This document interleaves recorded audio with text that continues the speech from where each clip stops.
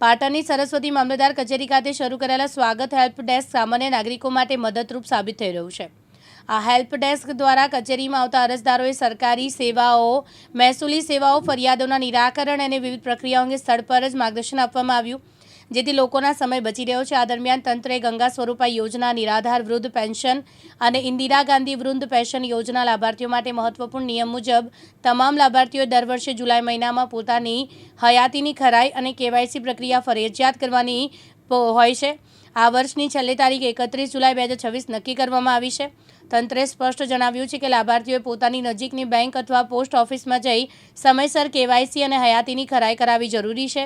જો નિયત સમય મર્યાદામાં આ પ્રક્રિયા પૂર્ણ નહીં થાય તો પેન્શનની સહાયની રકમ બંધ થવા અટકી શકે છે।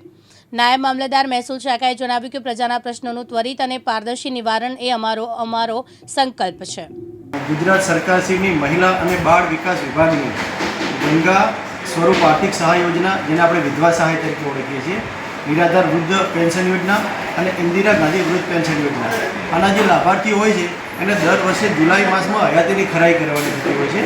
તો અત્યારે સરસ્વતી તાલુકામાં ઘણા બધા એવા લાભાર્થીઓ છે એની હજુ સુધી હયાતીની ખરાઈ થઈ શકી નથી। તો 31 જુલાઈ સુધી જો હયાતીની ખરાઈ પૂર્ણ કરવામાં ન આવે તો આવા લાભાર્થીઓનું પેન્શન બંધ થઈ જાય છે। એટલે આપણે અત્યારે તમામ લાભાર્થીઓને અપીલ કરીએ છીએ કે એ કેવાયસીની કામગીરી પૂરી કરી અને 31/7 સુધી પોતાની હયાતીની ખરાઈ વીસી પાસે, ગ્રામ્ય કક્ષાએ વીસી પાસે અથવા તો મામલતદાર કચેરીમાં સમાજ સુરક્ષા આની કચેરીમાં કરાઈ જાય, જેથી એના પેન્શન બંધ થવાના પ્રશ્નો ઊભા ના થાય।